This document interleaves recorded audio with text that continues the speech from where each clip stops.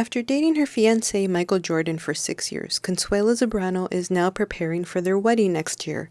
The couple's road to the altar hasn't been an easy one due to difficulties with their family about being from different races.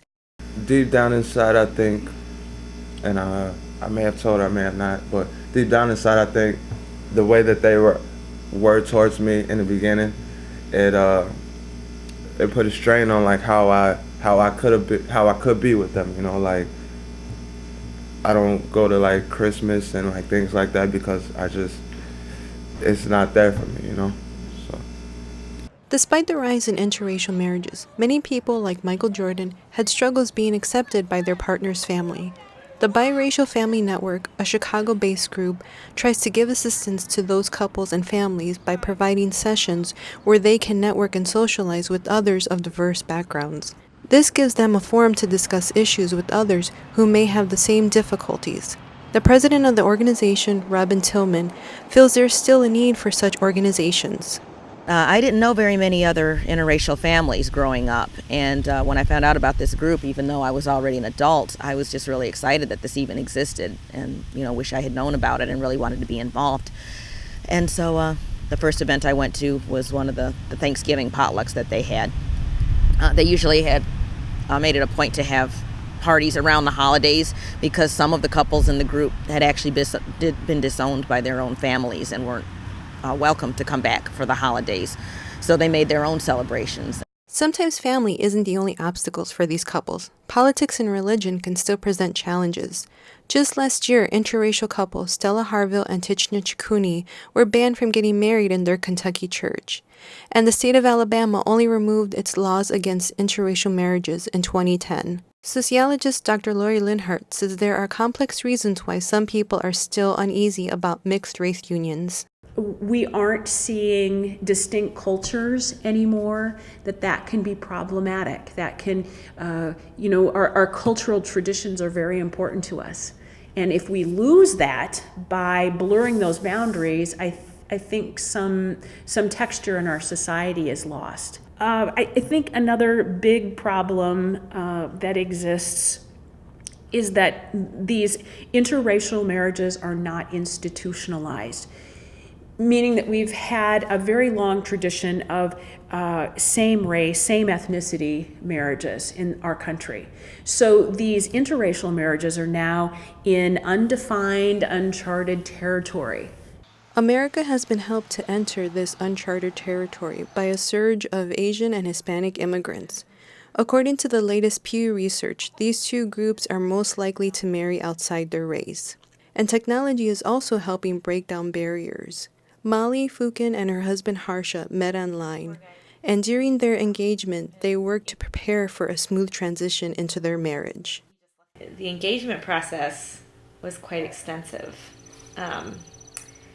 So he hadn't told, up until that point, he hadn't told his family about me because he wanted to do it in person. And so, with the Indian culture, 50% of marriages approximately are still arranged. And so, his dad had kind of been bugging him for a while. Oh, have you met somebody? Or I have this person or that person I want you to meet or talk to when you come over here or whatever. So Harsha went over to tell them about me in person. But we were really preparing. We were building a lot of advocates because we weren't quite sure how it was going to go. We just didn't know if, they were going to accept an American. Asians and Latinos weren't the only ethnic groups to see a rise in interracial unions. According to the Pew research, African Americans also saw an overall jump of about 4% in 1980 to current statistics showing 22% of males and 9% of females marrying outside their race. One such couple, Isaiah and Megan McGee, found they had family support from the beginning. I think for my family it was different because they knew him when we were friends. So if they hadn't known when we were friends, there may have been more concerns just knowing my family, but they knew who he was as a person. So the first time they met him, it wasn't like, you're dating my daughter. It was, we know Isaiah, and it was like a non-issue because they knew his character. They knew what he was like. A growing level of family acceptance and understanding is another explanation for more interracial marriages. About 80% of African Americans were found to be accepting of a family member marrying outside their race. This seemed to be the case for Kitty Nauer's family. A more unusual occurrence in the 1970s, given the sensitivities about race at the time in America, when fewer than 1% of couples were interracial. Had been accustomed to being with all kinds of people. To them it was, okay, know when the wedding date is so I can so I can come out and I'll be there. But for Max's family, it came as a bit more of a shock.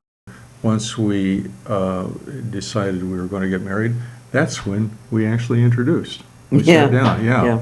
And I can remember that we ordered some wine, and my father almost choked. Despite some obstacles, the Nauers have persevered and sustained their 36-year marriage. Clearly, things are changing in America, and racial lines are blurring. Columbia College Associate Professor of Sociology, Dr. Wilfredo Cruz, says America should continue to embrace these couples. You kind of break down the barriers. When you marry somebody across ethnicities or across race, you begin to understand the other culture, the other people. They're just like you. They have the same aspirations. They're human like you. Your children are biracial. Biracial children are very beautiful. They come out. They have two perspectives of the world, whether it's black and white or Mexican and Puerto Rican, whatever combination, you're Asian and white. So biracial children are more tolerant, more accepting of people. It kind of breaks down the barriers of prejudice and discrimination when you have interracial marriages. Society's saying we accept you now at the point where we allow you to marry our sons and daughters.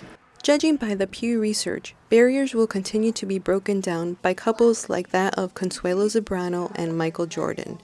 Unions like these are creating a new generation of Americans who won't see color in their partners, only the person who will walk down the aisle with them and say, "I do." This is Lisa Fernandez for City International News.